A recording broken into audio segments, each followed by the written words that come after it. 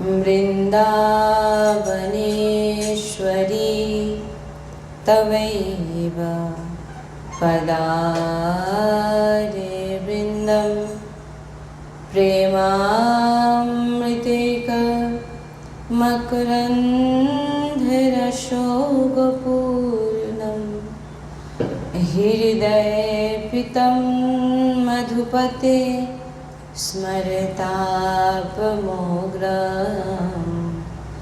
निर्वापयात्परं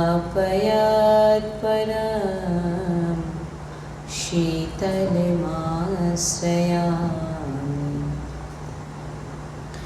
रसघनमोहनमूर्तिं विचित्रकेलिमहोत्सवोल्लासितं राधाचरण विलोलिता रुचिराशिखण्ड हरिं वन्दे श्री राधा वल्लभ लाल की जय। परम सच्चिदानंद घनम आनंद समुद्र परात्पद प्रेम रस प्रवाही শ্রীমদ শ্রী বৃন্দাবন ধামের সমস্ত খগ মৃগ পশু পাখি তরুলতা শ্রী রজরানী যুগ শ্রী যমুনা রসরানী যুগ সমস্ত ব্রজবাসী পরিকর সমস্ত প্রেমী মহাভাগবত ঋষিজন সমস্ত সহচরী বৃন্দ আর প্রাণ আধার শ্রীযুগল সরকার অপার কৃপারসের বর্ষা করছেন। আর আমরা সেই অহেতুকী কৃপা প্রেম রসে ডুবছি, এমন প্রত্যেক সেকেন্ডে আমাদের বিচার হওয়া উচিত। শ্রী রাধা বল্লভ লাল কি জয়, সদ্গুরুদেব ভগবান কি জয়, বৃন্দাবন বর্ষানা ধাম কি জয়, महाप्रभु श्री धर्मचंद्र जी महाराज की जय, यमुना रसरानी की जय। जय जय श्री राधेश्याम, जय जय श्री राधेश्याम, जय जय श्री राधेश्याम, जय जय नवनिवृत्ति निकुंज विलासी श्री हित राधा वल्लभ लाल की जय। श्री हित हरिवंश, श्री हरिवंश। রাধে রাধে। সকালবেলা দিন ধরে আমাদের এই নাম জপ নিয়েই আলোচনা চলছে যে কীভাবে আমরা কত রকমভাবে নাম জপ করতে পারি, মালার সাহায্য ছাড়া, নিঃশ্বাসের মাধ্যমে, জিহ্বা দিয়ে, কণ্ঠ দিয়ে। তো সকালবেলা ভোরবেলা যে উঠে পড়ে নাম মন্ত্র জপ করার কথা এখানে বলা হচ্ছে,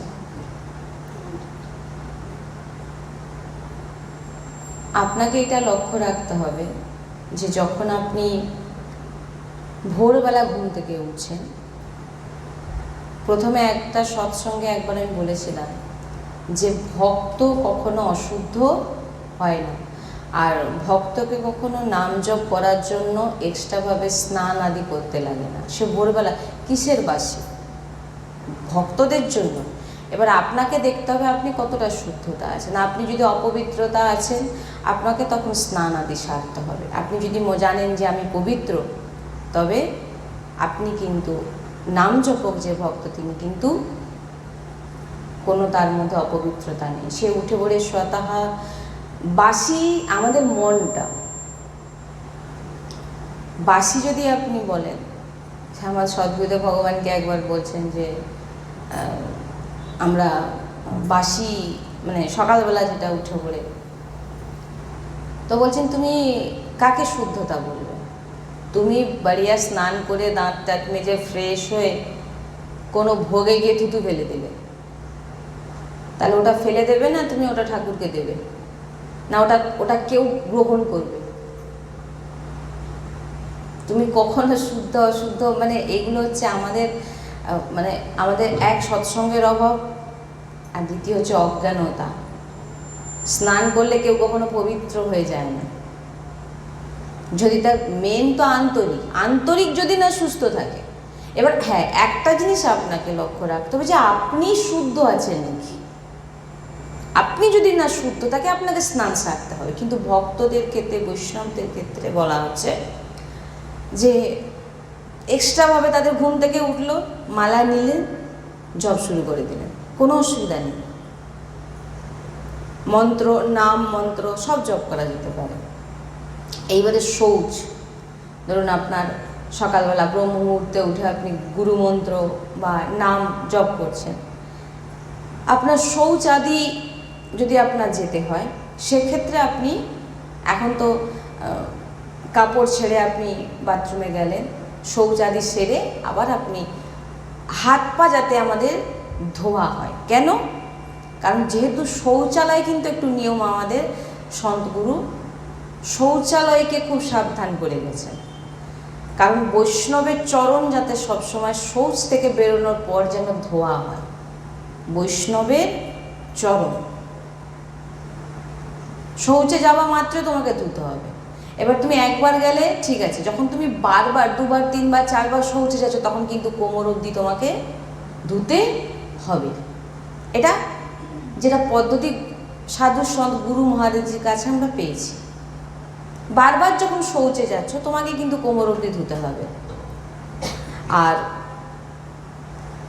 না হলে আপনি ঘুম থেকে উঠলেন, সোজা মন্ত্র, যদি শৌচের বেগ না থাকে আপনি সোজা নাম মন্ত্র শুরু করে দিতে পারেন। এর জন্য কোনো মুখ ধুতে হবে না, দাঁত ব্রাশ করতে হবে না, কিচ্ছুর দরকার নেই। ভক্ত নামময়, নাম করেই ঘুমায়, এবং যখন নেত্র খোলে তখনও তার ভিতরে নামই চলে, কোনো অশুদ্ধতা নেই। এবার আপনাকে সেটা, আপনি সেটা জানবেন যে আপনি কতটা শুদ্ধ অশুদ্ধ। আপনি যদি মনে করছেন যে আমি অপবিত্র, আমার বিছানা অপবিত্র, তখন আপনাকে সে জায়গাটাকে ত্যাগ করতে হবে, নিজেকে পবিত্র হতে হবে। তাই সকালবেলা উঠে বলে আমরা অবশ্যই নাম জপ করতে পারি, এতে কোনো বাধা নেই। তার জন্য আমাদের এই কিছু কিছু জিনিস আমাদের দেখে রাখতে হবে। কারণ বৈষ্ণব মাত্রা আপনাকে শৌচে খুব সাবধানতা।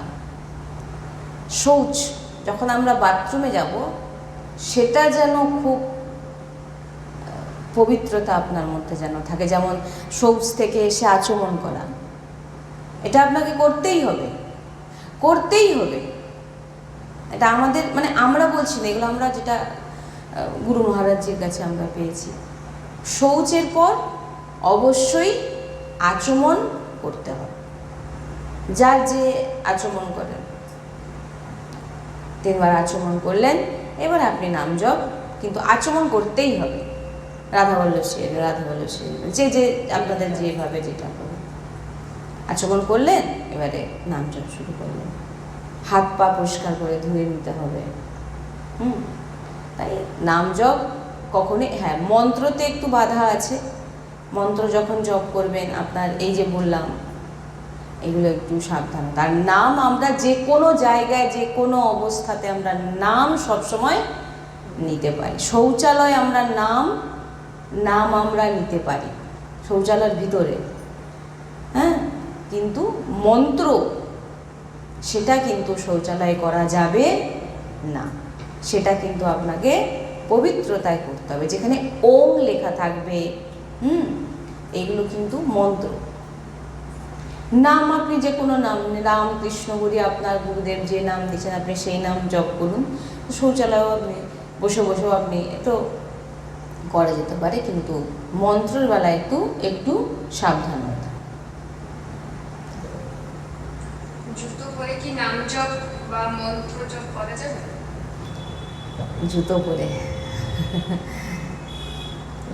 যেটা মহাপুরুষগণরা বলেছেন, দেখুন, জুতো পরে আমরা যখন জপ করব, প্রথমে দেখতে হবে জুতো আপনি শৌচালয় নিয়ে গেছেন নাকি। জুতো যদি শৌচালয় না নিয়ে যান, তবে আপনি ওই জুতো পরতে নাম নিতে পারেন। শৌচালয় যদি আপনি পরে গেছেন, তাহলে কিন্তু আপনি নাম নিতে পারবেন, মানে মন্ত্র উচ্চারণ করতে পারবেন না। আপনি শৌচালয় ব্যবহার করছেন নাকি দেখুন। সচরাচর আমরা যখন বাইরে যাই, জুতো কিন্তু আমাদের শৌচালয়তে যাচ্ছে না। 3 ঘন্টা 4 ঘন্টা আপনি বাইরে আছেন, তো আপনি তো সেখানে শৌচালয় আছেন না, তাহলে আপনি কি করে জুতো পরে করবেন? সেখানে আপনাকে কিন্তু মালা নিয়ে যেটা বাইরে দেখা গেলে সব জায়গাতেই জুতো, যেখানেই জুতো পরে যান না কেন, শৌচালয় কিন্তু সে যে একদম ওই জুতো শৌচালয়ে যাচ্ছে না সেই জুতো পরা যাবে, যেটা আমরা গুরু মহারাজজির কাছে পেয়েছি। শৌচালয় জুতো অপরাধ নয়, কিন্তু জুতোটা ব্যবহার যে হচ্ছে, শৌচে বারবার সাধু সন্তরা খুব সাবধান করে গেছেন যে শৌচ যখন আপনারা বাথরুমে যাচ্ছেন সেটাতে পবিত্রতা রাখতে হবে। হ্যাঁ, তো জুতো পরে নাম, সেটা আপনাকে দেখতে হবে আপনি শৌচালয়ে যাচ্ছেন নাকি, ওই জুতো শৌচালয় ব্যবহার হচ্ছে নাকি, তাহলে ওটা করা যাবে না। আপনি কি করে মন্ত্র জপ করবেন? মন্ত্র নেওয়া যাবে না। নাম তো আমরা যে কোনো সময় নিতে পারি, নাম নেওয়া যাবে না, তো মন্ত্র নেওয়া, যেটা আমরা পেয়েছি গুরু মহারাজের কাছে। মন্দিরে অন্য কোনো দেবদেবীর প্রসাদ পাওয়া যাবে বা প্রণাম করা যাবে? যেমন সব ভক্তদের মনে অনেক রকম প্রশ্ন, যে অন্য দেবদেবীর প্রসাদ পাওয়া, অন্য দেবদেবীর চরণামৃত, এগুলো পাওয়া যায় নাকি? প্রথম তো বলবো, আমার এখানে সৎসঙ্গ থেকে তো সবসময় বলি আশ্রয় অনন্যতা। আপনি কেমন আশ্রয় আপনার ভিতরে? যেহেতু আমরা জানি যে আমাদের এখান থেকে বারবার বলা হয় সবার ভিতরে ভগবান বিরাজমান, প্রত্যেক দেবদেবীর ভিতরেও আমার ইষ্টই বিরাজমান। অতএব আমি কোনো মন্দিরে গেছি, দেবদেবীর কথা ছাড়ো, এখানে তো কোনো বৈষ্ণব বা কোনো ব্যক্তিকে দেখেও বলা হচ্ছে যে তার মধ্যে ভগবানকে দর্শন করো। সামনে তোমার সঙ্গে যে ব্যক্তিই থাকুক না কেন, তার ভিতরে কিন্তু আমার ইষ্ট বিরাজমান। প্রথম তো এই ভাবনা। এবারে বলা হচ্ছে যে যখন আপনি কোনো মন্দির আপনার সামনে পড়ে গেল, কোনো অন্য দেবদেবীর মন্দির, বা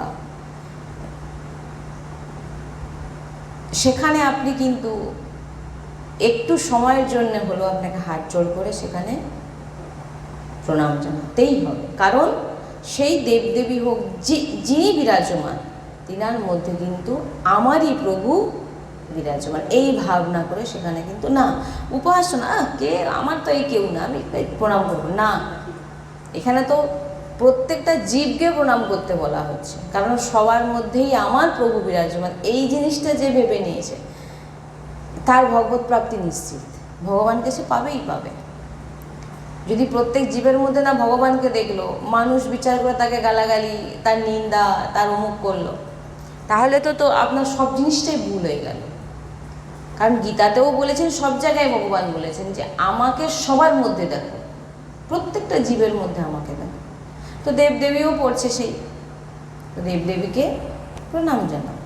হ্যাঁ, এইবারে যেটা প্রসাদের ব্যাপার আসছে, সেখানে আমাদের উপাসনা পদ্ধতি অনুযায়ী আমরা কিন্তু আমার ইষ্ট ছাড়া বৃন্দাবন নিবৃত্তি নিকুঞ্জের যে উপাসনা পদ্ধতিতে, সেখানে শুধু শ্যামের লাডলিজুর রাজ, তো আমরা হচ্ছে লাডলির সখী সহচরী। তো আমরা কিন্তু অন্য কোনো দেবদেবীর প্রসাদ পেতে পারবো না। যদি সেখানে লাডলির নাম, অর্থাৎ আমাদের রাধারানীর নাম বা রাধারানী যদি বিরাজমান থাকে, শুদ্ধতায় যদি রান্না হয়, সেখানে হয়তো আমরা প্রসাদ পেতে পারি। হ্যাঁ, রাধারানী থাকা চাই। যদি রাধারানী না থাকে, শুধু গোপালজিও বিরাজমান, আমাদের এমনও বলা আছে, রাধারানী যদি না থাকে, লাডলি যদি না থাকে, রাধার নাম যদি না থাকে, কারণ রাধারানী হচ্ছে আমরা লাডলিকে সখী, আমরা তো রাধারানীকেই চিনি না, আমরা কিন্তু গোপালজিকেও চিনি না। কেন চিনি না? আমরা গোপালজিকে কিভাবে চিনেছি? লাডলির প্রিয়তম বলে, লাডলির প্রিয়তম, তাই জন্য আমরা যুগল সরকারকে প্রণাম জানাই। এবং ভোগেও প্রথম আমাদের শ্রীজির ভোগ হয়, তারপর লাল যুগে ভোগ, সেই ভোগ দেখানো হয়। কারণ সেই ভোগ আপনি যদি শ্রীজিকে না দেন লাল যুগও পাবেন না। তাই রাধারানী খুশি হয় যে আমার প্রিয়তম আমি আগে না পেলাম, আমাদের যে পদ্ধতি অনুযায়ী। তো সেক্ষেত্রে আমরা যেহেতু শ্রীজির দাসী, সেখানে আমরা কিন্তু অন্য কোনো দেবদেবীর চরণামৃত বা প্রসাদ আমরা কিন্তু পাবো না, মানে আমরা সেখানে পাবো না। চরণামৃত প্রণাম আমরা সবাইকেই করি, কিন্তু প্রসাদ চরণামৃত আমরা পাবো না। এবং যেখানে শ্রীজি বিরাজমান আছেন শুদ্ধতায় অনন্য, একদম শ্রীজির নাম বিরাজমান, রাধা নাম বিরাজমান, শ্রীজি বিরাজমান, সেখানকার প্রসাদ খাওয়া যেতে পারে, পাওয়া যেতে পারে, কিন্তু শুদ্ধতাও দেখতে হবে আপনাকে। আপনার তার মধ্যে কোনো শুদ্ধতা নেই, আপনি কী করে সেখানে প্রসাদ পাবেন? তো সেক্ষেত্রে আমাদের খুব নিষ্ঠা, যেখানে আমার ইষ্ট নেই সেখানে আমি কী করে প্রসাদ পাবো? আপনি বলুন, আপনি ইষ্টের উচ্ছিষ্ট পাবেন, সেখানে যদি আপনার ইষ্টই না থাকে, আপনি ইষ্টকে না ভোগ লাগিয়ে আপনি কি করে পাবেন? আমাদের রাধা বল্লভজি, প্রিয়া প্রিয়তম মিলিত স্বরূপ রাধা বল্লভজি, বৃন্দাবন রাধা বল্লভজি, দেখলো যে বিরাজমান, তো সে রাধা বল্লভজিকে আগে ভোগ দেখানো হবে, একই দুজন বিরাজমান, রাধা নাম শ্রীজি বিরাজমান, প্রসাদ সেখানে আমরা পাওয়া যাবে, শুদ্ধতা যদি বজায় থাকে। কিন্তু অন্য কোনো দেবদেবীর চরণামৃত বা প্রসাদ আমাদের উপাসনা অনুযায়ী আমরা কিন্তু পাবো না। সব ভগবত প্রসাদ, সবাইকে প্রণাম, কিন্তু আমার ইষ্ট পাইনি না। বুঝতে পারছেন কি বলছি? আমার ইষ্ট আমার লাডলি, আমি লাডলির দাসী, তো আমার মালিক পাইনি, আমি সেটা পাবো কী করে? একজন তো গুরুদেবকে জিজ্ঞাসা করছেন, যদি কোনো জায়গায় গোপালজির প্রসাদ হয়েছে সেখানে কি আমি পেতে পারি? নিষ্ঠা, এই জন্য বলেছেন নিষ্ঠা। শ্রীজি যদি না থাকে লালজুর সঙ্গে আমাদের সম্পর্ক নেই। কেন আমাদের লালজুর সঙ্গে সম্পর্কটা কেন? কারণ আমার লাডলিজুর প্রিয়তম বলে আমরা লালজুর সঙ্গে, ভগবান শ্রীকৃষ্ণের সঙ্গে আমাদের সম্পর্ক। নাহলে আমাদের ইষ্টকে, আমরা দাসিকা, আমরা শ্রীজির দাসী, আমরা রাধারানীর দাসী।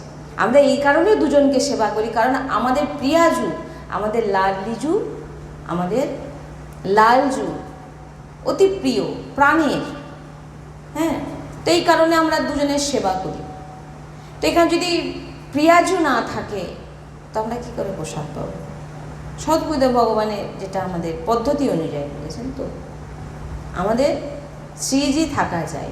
শ্রীজি না থাকলে সব জায়গায় প্রণাম করুন, কিন্তু প্রসাদ আমরা কোথাও পেতে পারবো না, কারণ আমাদের গুরু আদেশ, আমাদের পরম্পরা অনুযায়ী যে নিয়ম, আমরা সেটা আমাদের পালন করতেই হবে। প্রভুর কাছে কি বিষয় চাওয়া যাবে? হ্যাঁ, প্রভুর কাছে বিষয় টাকা পয়সা, অর্থ, বিষয় ভোগ। আমরা গেলেই বেশিরভাগ মন্দিরে কি এটাই করি, এইটা আমার টাকা নেই, দেনা হয়ে গেছে, ঘর বাড়ি হয়ে যায়, এইটা দেখবেন বেশি আমরা, এইটাই আমরা বেশি বলি গিয়ে, বিষয় ভোগ।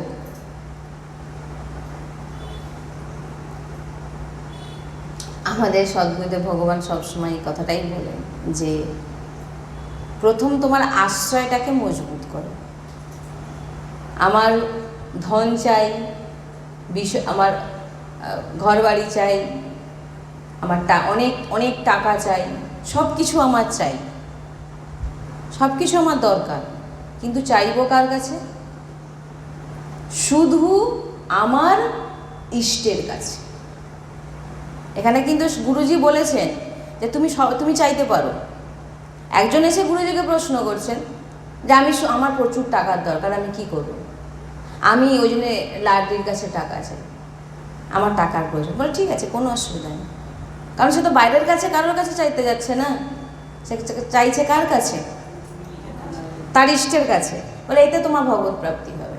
বলবে মানে মহাপুরুষদের যে ওনাদের যে কথা, মানে ওনাদের কথা না মানলে আপনি কি কি মানবেন? ওনারা অনেকভাবে এখানে বলেছে, আমি একটা ছোট্ট জিনিস আপনাদের শোনাবো। বলছেন যে তুমি যা কিছু চাও, তোমার যা কিছু দরকার, যে শরীর থেকে শুরু করে, অর্থ থেকে শুরু করে, তুমি যেটাই কিছু চাও না কেন, তুমি তোমার আরাধ্য ইষ্টের কাছে, আরাধ্য দেবের কাছেই চাইবে, অন্য কারোর কাছে নয়। কিন্তু আমরা এখানেই তো গন্ডগোল করে ফেলি। কেউ বলে দিল ওই ওই তলায় চলে যাও, পুজো করো, তোমার যা বিপদ আপদ, টাকা পয়সা সব পেয়ে যাবে, ছুটলাম। আমাদের আশ্রয় তো মজবুত নয়, এর কাছে একটু, তার কাছে, তার কাছে না, এটা বলা হচ্ছে না এখানে। দেখুন, যারা লাডলির একদম, লাডলিকে ছাড়া কাউকে জানে না, প্রিয়া প্রিয়তম ছাড়া কাউকে চিনছে না, রাধাকৃষ্ণকে ছাড়া কাউকে জানে না, তারা জানে যে প্রভু যদি আমাকে দেয় অফুরন্ত দেবে, তারা চাইবে না। কিন্তু সবাই তো একেবারে সব কিছু জেনে, যার যেরকমভাবে কৃপা হচ্ছে সে সেইভাবে আসে, যার যেরকম ভাব, তার ভাবে এটাই যে আমি লাডলির কাছে আমার টাকা চাই, আমি কার কাছে চাইবো? কারণ আমি তো কার কাছে টাকা বা পয়সা বা আমার কোনো কিছু চাওয়ার তো আমার কাছে তো আর কেউ নেই, আমার লাডলি ছাড়া। তো বলছে এটা করতে পারো তুমি তোমার, কিন্তু হ্যাঁ, তুমি যখন তুমি লাডলি কাছে গিয়ে বললে লাডলি আমার এত টাকার প্রয়োজন আছে, এইবার তুমি ছেড়ে দাও, লাডলি দেওয়ার হলে তুমি দাও, না যদি হয় তুমি জানো, এটা আপনাকে রাখতে হবে।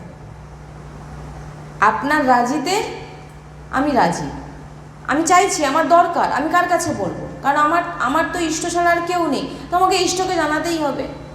আমার যদি কোনো অসুবিধা হয়, আমার ঘরের বাচ্চাদের যখন কোনো প্রবলেম হয়, সে তো এসে তার মা বাবাকেই বলবে না, বাইরের লোককে বলবে, মা বাবাকেই বলবে। তো আমাদের তো পিতা থেকে, পুত্র থেকে সব কিছুই তিনি, তো আমাদের যা কিছু আমাদের প্রভুকে, আমাদের লাডলিকে জানাতে হবে, আর আরাধ্য দেবকে জানাতে হবে। আপনার যে ইষ্ট, আপনি তার সামনে গিয়ে আপনার মনের কথা রাখুন। কিন্তু মানে নাটক, দেখুন, প্রিয়া প্রিয়তমের কাছে, রাধাকৃষ্ণের কাছে নাটক করে কি লাভ হবে?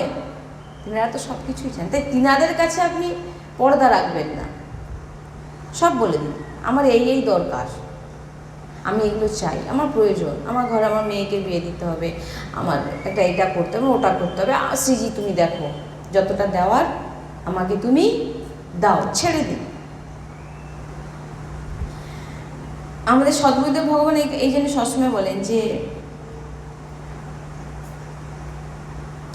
একে তো গুরুজি সবসময় বলেন যে কোনোদিন কারোকে উপদেশ করেন না, সদ্গুরুদেব ভগবান, আমার সদ্গুরুদেব ভগবান কোনোদিন কাউকে উপদেশ করেন না যে তুমি জিতেন্দ্রিয় হয়ে যাও। গুরুজি বলেন জিতেন্দ্রিয় মানে বোঝেন তো,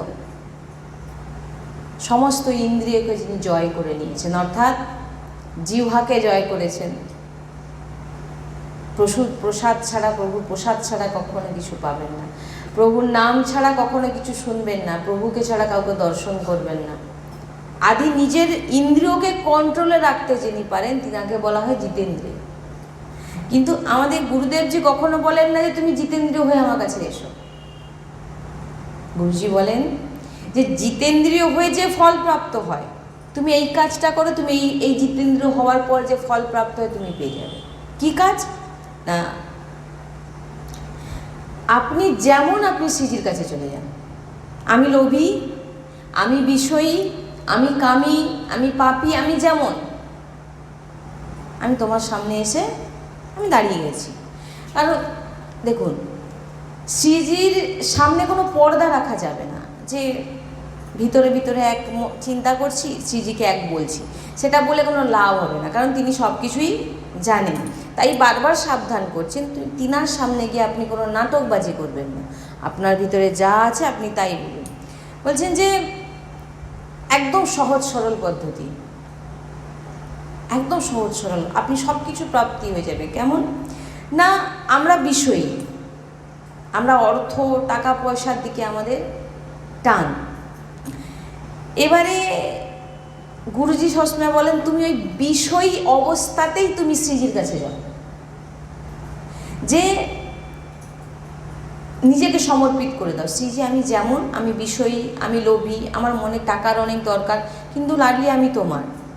কারণ আমরা যদি নিজেকে ঠিক করতে পারতাম, আমরা যদি জিতেন্দ্রী হতে পারতাম, আমরা যদি আমাদের লোভকে কমাতে পারতাম, মায়া মোহকে কমাতে পারতাম, তাহলে তো আমরা এত এই কষ্ট ভোগ করতাম না। কারণ আমাদের সে বল ভিতরে নেই, শক্তি আমাদের নেই যে আমরা আমাদের লোভের সঙ্গে লড়াই করব, আমরা আমাদের ক্রোধের সঙ্গে লড়াই করব, আমরা ভোগবিলাসের সঙ্গে যে আমরা না করবো না, আমি ভোগবিলাস আমরা চাই না, আমার এটা চাই না, আমার ওটা চাই না, না আমরা পারবো না করতে। কেন? আমাদের মধ্যে সে সামর্থ্য নেই।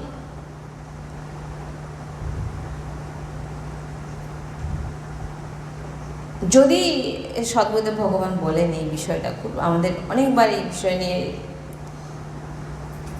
গুরুজি যদি বলে দেন, গুরুজি বলে আমি যদি এখান থেকে বলে দিই যে একে তো বেচারা ভোগ বিলাস নিয়ে ডুবে আছে, টাকা পয়সা অর্থ বিষয় ভোগ মায়া মোহ নিয়ে ডুবে আছে। এবার যদি আমি তাকে একটা এমন নিয়মে বেঁধে দিই, তোমাকে এটা করতেই হবে, নাহলে তোমাকে ভগবত প্রাপ্তি তোমার হবে না, তুমি ভগবানকে পাবে না, তুমি ভগবানের কাছে যেতে পারবে না, তোমাকে এই এই নিয়ম করতে হবে, এইটা করতে হবে, ওটা করতে হবে, এই সংখ্যায় মালা নিতে হবে, এই সংখ্যায় জপ করতে হবে। সে তো বেচারা একে তো সাংসারিক রোগগ্রস্ত হয়ে আছে, সে বেচারা কি লড়াই করবে? সে তখন ভয় পেয়ে বলে, বা ভাই আমি যেমন আছি তেমন ঠিক আছে। এই জন্যে সদ্গুরুদেব ভগবান কি বলে, তুমি বিষয়, তুমি লোভী, তুমি কামী, তুমি পাপী, তুমি যেমন তেমন থাকো, কিন্তু তার সঙ্গে তোমাকে আরেকটু কিছু মেলাতে হবে। সেটা হচ্ছে ভগবানের রাধার নামকে তুমি তার সঙ্গে একটু মিলিয়ে নাও। তুমি কামী ভোগী, তুমি তেমন, সেগুলোকে তুমি ছাড়তে পারছো না, কিন্তু তুমি নামকে ধরে নাও, আসো তো তুমি। নালে সে বেচারা একে, আপনি যদি বাল্মীকি মুনির চর্চা শোনেন, নারদজি খুব চতুর ছিলেন। নারদজি ওনার যখন সম্পর্কে সব কিছু জানলেন বা ওনার সঙ্গে বার্তালাপ হলো, নারদজি বলছেন বাল্মীকি মুনিকে যে আপনি ভগবত নাম জপ করতে পারবেন? তখন বাল্মীকি মুনি বলছেন, ভগবত নাম জপ করা তো দূরের কথা, আমি মৃত্যু ছাড়া আমি আর কিছুই পারি না, মৃত্যু ছাড়া আমি আর কিছুই পারি না। সারা জীবন হিংসা চুরি করে গেছি, তো নাম জপ আমার দ্বারা হবে না। বলে তাহলে তোমার জীবনে, নারদজি তখন বলেন তোমার জীবনের মেন জিনিস কি? না মরা, আমি সবাইকে শুধু মেরে দিতেই জানি। বলে ঠিক আছে, একদম কোনো অসুবিধা নেই, তাহলে তোমার সব থেকে প্রিয় কি? না মরা, কারণ আমি সবসময় মেরেই এসেছি। আর ঠিক আছে, তুমি মরা বলে যাও। হ্যাঁ, একটা জিনিস, আমি যতদিন না আসছি তোমাকে কিন্তু এই মরাই বলে যেতে হবে। তারপরে কি হলো তা আপনারা সবাই জানেন, মরা হয়ে গেল রাম। তা এখন যদি নারদজি বলতেন, সে তো ঘোর পাপী হয়ে গেছে, এখন যদি নারদজি বলতেন তোমাকে এত মালা জপ করতে হবে, এই ব্রত করতে হবে, এই নিয়ম করতে হবে, সে তো বলেই দিল আমি নাম জপ করতে পারবো না, সে কি আদৌ পরমার্থে আসতে পারতো না, ভগবত নাম নিতে পারতো? এই জন্য সাধু সন্তদের গেলে তিনাদের কাছে যান, আদার্স কোনো কারোর কাছে নয়, সাধু সন্তদের কাছে যান, তিনি আপনাকে ভগবত প্রাপ্তি করিয়ে দেবেন, আপনাকে মার্গ দেখিয়ে দেবেন যে এই মার্গে চলো। সাধু সন্তদের কাছে যান, এই কারণে বারবার বলা হচ্ছে।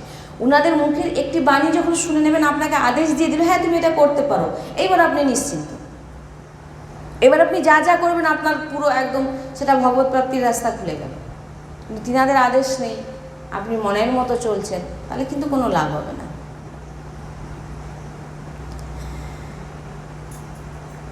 তারপর তো আপনারা দেখলেন, আপনারা তো সবাই জানেন, এটা আমরা সবাই জানি, তারপর বাল্মীকি মুনি নাম পেলে না দিয়ে ব্রহ্ম ঋষি হয়ে গেল। তাই খারাপকে যখন আমরা ছাড়তে পারছি না, তো তার সঙ্গে ভালোকে একটু মিলিয়ে নাও। তাই প্রথমেই যদি ওই জন্য বলছেন, একজন এসে বলছেন সদ্গুরুদেব ভগবানকে, আমি এত প্যাকেট সিগারেট খাই। হ্যাঁ, সদ্গুরুদেব ভগবান আমাদের মানে যেটা আমরা শ্রবণ করেছি, বলে অনেকে প্রায় পেঁয়াজ রসুন খাই এসে বসেছে। এখন আমরা কাউকে বলতে পারি না যে এটা তুমি ত্যাগ করে দাও, সে তাহলে তাকে তুমি এই পথে তুমি কোনোদিন সে আসবে না। এই জন্য নারদজি চতুরতা করেছে, তুমি মরাই যোগ করো, তুমি মরাই বলে যাও। বলছেন পেঁয়াজ রসুন পাই কি করব, না কিশমিশ কাজু কে আদিকে ভোগ লাগিয়ে, যেটা আমরা গুরুজির মুখে আমরা শ্রবণ করেছি, তিনারা জিনাকে যেরকম দেখে আদেশ দেন, মিশিয়ে দাও। শ্রীজি সে রাস্তা বার করে দেবে, আপনাকে কিছু প্রয়াস করতে হবে না, কারণ আমাদের সে বল নেই, আমাদের সে পাওয়ার নেই, আমাদের সে শক্তি নেই। আপনারাই বলুন না, আপনার মধ্যে কত ভাগবতিক পাওয়ার আছে। এই কারণে কি বলে যে সৎসঙ্গে আসতেই হবে। যদি সৎসঙ্গে না আসেন, আপনার মধ্যে যে সৎসঙ্গের শ্রবণের ফলে যে ঊর্জা শক্তি প্রকট হয়, সেটা কিন্তু হবে না, অপরপর নষ্ট হয়ে যাবে। মানে কি, ঊর্জা শক্তি,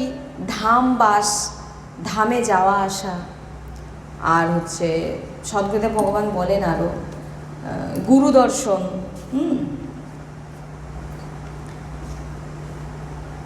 এই সমস্ত যদি করেন সব সময়, তার ফলে কি হবে, আপনার ভিতরে একটি বল প্রকট হবে, একটি ঊর্জা শক্তি প্রকট হবে। তখন আপনি কি হবে, আপনার ভিতরে যে দুর্গুণগুলো আছে, আপনি যে দুর্বল হয়ে পড়ছেন যে কোনো জিনিসে, এই ঊর্জা শক্তি কি করবে, তাকে হারিয়ে দেবে, পরাস্ত করে দেবে। তখন আপনি কি করবেন, আপনি পরমার্থে এগোতে পারবেন, নাহলে আপনি ধারাম করে পড়ে যাবেন। কারোর একটা কথা শুনে নেবেন, আপনাকে এমন একটা কথা বলে দেবে, কারণ আপনার মধ্যে তো সে পাওয়ার এখন রইল না, আর পাওয়ার নেই। কারোর কথা একটা শুনে নিলেন, আপনার ভিতরে লাগলো, হয়ে গেল আপনার ভগবত ভজন চলে গেল। তাই জন্যে বলছে যে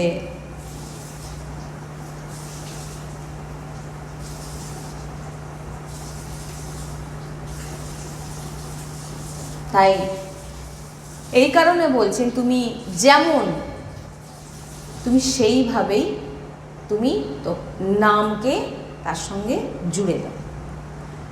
এমন কত কর্দমুনি চরিত্র যদি আমরা শ্রবণ করি, সেখানে 10,000 বছর তপস্যা করে তিনি ভগবানের কাছে কী চাইছেন, না আমি যেন ভালো সর্বগুণ সম্পন্ন স্ত্রী পাই। কর্দমুনি নারদজি বলছেন যাও সৃষ্টি করো, বিবাহ করো। তিনি বিবাহের জন্য 10,000 বছর তপস্যা করে আরাধনা করলেন এবং ভগবান প্রকট হলেন। ভগবান বললেন, বলো তোমার কি চাই, না আমি স্ত্রী চাই, মানে বিবাহ করতে চাই, এমন যিনি আপনার চরণে মতি হয়, এমন স্ত্রী আমার চাই, সর্বগুণ সম্পন্ন। মানে কি, দেখতে সুন্দরের কথা এখানে বলা হচ্ছে না, যে তিনি ভগবত ভজন করবেন ভগবানের। তো ভগবান তখন কেঁদে ফেলেছিলেন, সেই অশ্রু একটা যাই হোক, ভগবান তখন কেঁদে বললেন ঠিক আছে। তখন তিনার সঙ্গে কার বিবাহ হয়েছিল, না দেবহূতির, এবং তিনার গর্ভে জন্মেছিলেন ভগবানকে সেই আসতেই হলো স্বয়ং সেই কর্দম মুনির স্ত্রীর গর্ভে, মানে কপিল মুনি রূপে প্রকট হয়েছিলেন। প্রাপ্তি হলো, ভগবানকে পেলেন, এবং তিনি কপিল মুনি প্রকট হওয়ার পর তিনি চলে গেলেন ভগবত প্রাপ্তি। এখানে কিন্তু তিনি কি ভগবানের কাছে চাইলেন, স্ত্রীকে, ভগবত প্রাপ্তি হলো। এই জন্য বলছেন যে কোনো বিষয় ভোগ লোভ যাই থাকুক না, সেটা ভগবানের সঙ্গে জুড়ে দাও। মানে তোমার ইষ্টের কাছে তুমি জানো যে আমার এটা দরকার। ভগবান যদি মনে করেন যে একে দিলে হজম করতে পারবে তো দেবে, আর যদি মনে করেন যে না তাকে ঠিক কাজে লাগাতে পারবে না, তো দেবেন না। ভগবানের সঙ্গে জুড়ে যাবো, সেটাতে তুমি ভগবত প্রাপ্তির পথ তোমার খুলে যাবে। কিন্তু ভগবানের সঙ্গে থাকবে না, তুমি লোভ করবে, বিষয় ভোগ, সেটা কিন্তু তোমাকে নরকের দিকে নিয়ে যাবে। তাই ভগবানকে চাওয়া বিষয় আপনাকে কখনো ফাঁসাতে পারবে না। ভগবানের কাছে আপনি যা কিছুই চাইবেন অন্য কারোর কাছে যেন না যায়, এইটা আপনাকে লক্ষ্য রাখতে হবে। আপনার যে আশ্রয়টাকে মজবুত রাখতে হবে।